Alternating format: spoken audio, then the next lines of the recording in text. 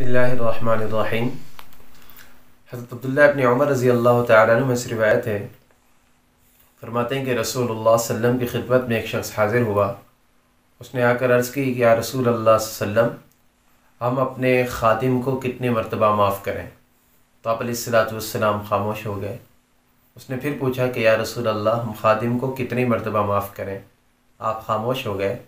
اس نے تیسری مرتبہ پوچھا کہ ہم خادم کو کتنی مرتبہ معاف کریں، یعنی اگر اس سے کوئی غلطی ہو جاتی ہے تو وہ معافی مانگے تو کتنی مرتبہ معاف کریں؟ تو اللہ کے نبی علیہ السلام نے فرمایا کہ روزانہ اس کو 70 مرتبہ معاف کرو۔ معاف کر دینا، اپنا انتقام نہ لینا، بدلہ نہ لینا، یہ شریعت اسلامیہ میں بہت بہترین عمل ہے۔ اس طرح قرآن پاک کی آیت کے اندر آتا ہے خُذِ الْعَفْوَ وَأْمُرْ بِالْعُرْفِ وَأَعْرِضْ عَنِ الْجَاهِلِينَ، کہ آپ معاف کریں، نیکی کا حکم دیں اور جاہلوں سے اعراض کر لیں، منہ پھیر لیں۔ اس آیت کریمہ کے اندر 3 باتوں کا حکم دیا گیا: معاف کرنا، نیکی کا حکم دینا، اور جو جاہل طبقہ ہو اس سے اپنے آپ کو دور رکھنا۔ حضرت جبریل امین سے حضور علیہ السلام نے پوچھا کہ جبریل امین، اس آیت کا کیا مطلب ہے؟ جبریل امین نے فرمایا اس کا مطلب یہ ہے کہ جو آپ کے ساتھ توڑ رہا ہے آپ اس کے ساتھ جوڑیں، جو آپ کو نہیں دے رہا آپ اس کو دیں، جو آپ کو محروم رکھ رہا ہے آپ اس کو دیں، اور تیسرے نمبر پر جو آپ کے اوپر ظلم کر رہا ہے آپ اس سے درگزر کریں، جو آپ کے اوپر ظلم کر رہا ہے اس سے درگزر کریں۔ یہ مفہوم بنتا ہے۔ تو ہمارے معاشرے سے جس طرح اور پیچھے احادیث کے اندر، دروس کے اندر اوصاف کا ذکر ہوا، یہ وصف بھی بہت زیادہ ختم ہو گیا ہے، معاف نہیں کیا جاتا۔ حدیث پاک کے اندر آتا ہے حضور علیہ السلام نے صحابہ کرام سے پوچھا کہ صحابہ کی جماعت مجھے بتاؤ پہلوان کسے کہتے ہیں؟ حضرات صحابہ نے عرض کیا یا رسول اللہ صلی اللہ علیہ وسلم، جو مد مقابل کو بچھاڑ دے، گرا دے، اس سے جیت جائے، اسے پہلوان کہتے ہیں۔ اللہ کے نبی نے فرمایا نہیں، پہلوان وہ شخص نہیں ہے جو مد مقابل کو بچھاڑ دے، بلکہ پہلوان وہ شخص ہے جو غصے کے وقت اپنے آپ کو قابو کے اندر رکھے۔ اس طرح قرآن پاک کے اندر اللہ تبارک و تعالیٰ فرماتے ہیں کہ اگر تم معاف نہیں کرتے، تم جو ہو معاف نہیں کرتے، بدلہ لینا چاہتے ہو تو برابر بدلہ لو۔ بسا اوقات انسان کا دل نہیں کرتا معاف کرنے کا، ایسا ظلم ہوا ہوتا ہے، ایسا ہوتا ہے تو اس کے اندر زیادتی نہیں کرنی چاہیے۔ لیکن آگے فرمایا وَلَمَنْ صَبَرَ وَغَفَرَ إِنَّ ذَلِكَ مِنْ عَزْمِ الْأُمُورِ، جس شخص نے صبر کر دیا اور معاف کر دیا، یہ بہت بڑے کاموں میں سے ہے۔ صبر کے اوپر اور معاف کرنے کے اوپر اللہ تبارک و تعالیٰ نے بہت بڑا اجر رکھا ہے۔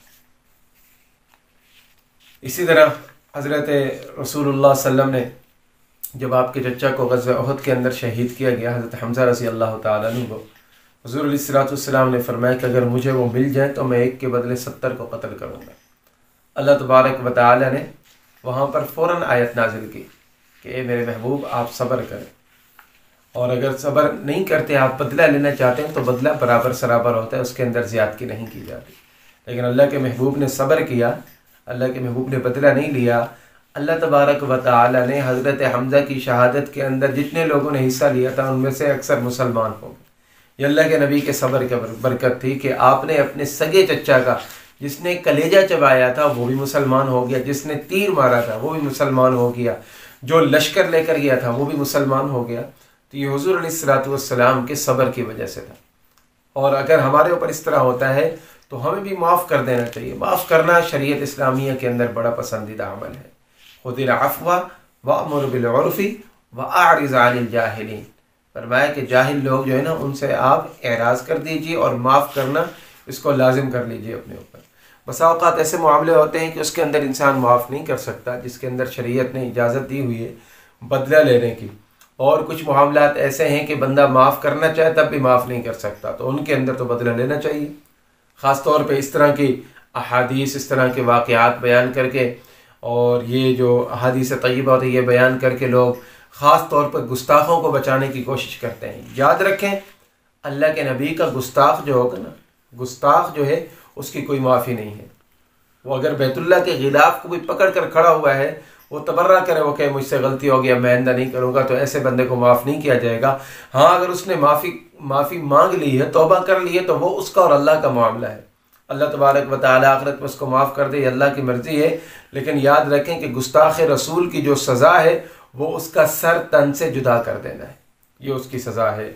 इस तरह की आयात मुबारक और हदीस तय्यबा अवाम के सामने पेश करके कुछ लोग वो ये चाहते हैं कि किसी बंदे को कोई सज़ा ना दी जाए।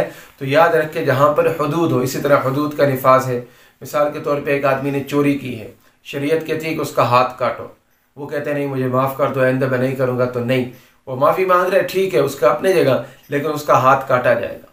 एक आदमी जिना करता है, एक आदमी डकैती करता है, एक आदमी कत्ल करता है, तो ये जिनके ऊपर हदूद मुकर्रर हो गई हैं वहाँ पर हमें इख्तियार नहीं है कि हम उनको माफ़ कर दें। वहाँ पर जो अल्लाह की नाफिज करदा हदूद हैं, अल्लाह की बनाई हुई हदूद हैं, उनको नाफिज किया जाएगा।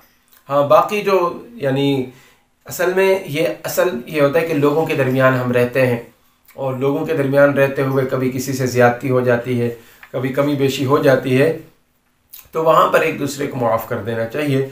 अल्लाह रब्बुल इज़्ज़त से दुआ करें, अल्लाह तबारक व तआला हमें इस वसफ़ को, इस सिफ़त को अपने अंदर ज़िंदा करने की तौफ़ीक़ अता फ़रमाए। आमीन व आखिरु दावाना अनिल हम्दुलिल्लाहि रब्बिल आलमीन।